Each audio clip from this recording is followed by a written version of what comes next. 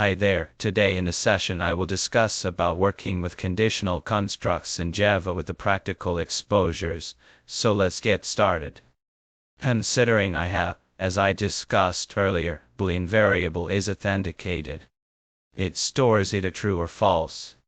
When it says true, if is authenticated is true, then it will print. You are logged in, I just print logged in. Otherwise, if is authenticated is not true, you can say opposite of the condition, then you can say sysout and say not logged in. So this is a simple if statement. So when you run this, it will check for the is authenticated flag, whether it is true or false. Same thing can be done with the help of if else because we have one condition and one alternative of doing it. So let me just copy the code here and say if is authenticated is true, then print logged in. If not true, it means comes to the otherwise block or the else block and print not logged in. So when you have one condition and one otherwise, you can go for if else statement. Next is the if else if statement. Let me tell you something more about that also. Considering I have two float variables, one is a selling price of an article and one is a cost price of an article. Let's say selling price of an article is it, and the cost price of the article is it. I check if the selling price of an article is greater than cost price, then I would like to print a message.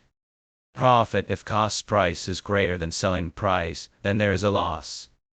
If selling price is equals to cost price, then there is no profit, no loss. So you can see that here if the first condition is true, then it will print profit, then loss, otherwise no profit, no loss. As of now all the conditions are if statements, so iteration will happen perfectly but it will affect the performance. Because if statement says that, in a program whatever if statements are there, they are always evaluated whether they are true or not. Even though, let's say if the selling price is greater than cost price, profit will print, it will still check for the next if statement because it is a simple if statement. So unnecessarily if you have if statements, all will be checked one by one. Okay, I will tell you what we can do to improvise it. First of all, I would like to come out with a scenario if both the conditions are not true, the otherwise will always print, and I say it should print no profit, no loss. So when I keep multiple if statement and one else statement, see what happens. So if the first condition is true, it will print profit. As I told you, all the if statements are evaluated, so second if statement will be also checked and else always works for it above immediate if. That is what it's printing, profit and no profit, no loss, both. That is what we keep rather than normal if statement, we keep it as else statement, which is else if statement. It means if the first condition is not true, only it will come to the else if, otherwise, if it is true, it will just skip this entire set of condition and will go out of the scope. That's how if else work. You can just look at this example, how does it run, so it simply prints profit. You can also write this as an if else ladder, let me help you out with. Simply you can see that it's a nested if else, so you can keep it inside the else block. So this is the if else, and within the else there is another if else, that is known if else ladder or nested if else, both will give you the same output. I think there is an extra curly brace, I should remove that. So you can see that both are printing profit here. So this is how conditions works. In a previous module I have taught operators to all of you. Let me help you out how operators and conditions works together. Considering I have three Boolean values, I log it in true, is mail verified false, and is card info. I'll let it true.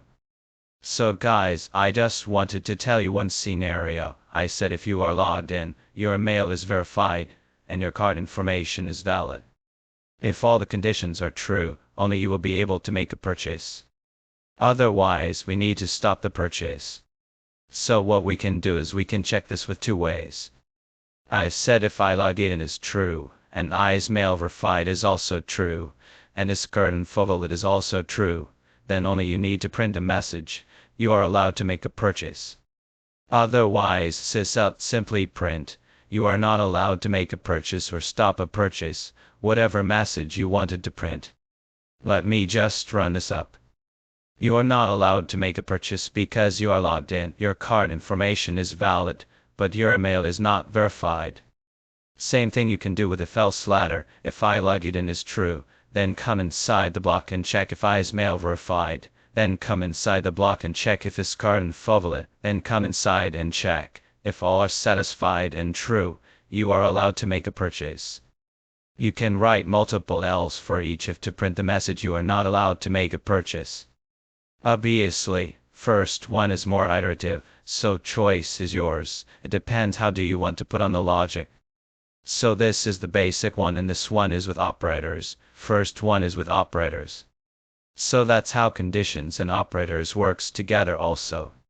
And how does this if statement, if else statement or if else statement works in Java?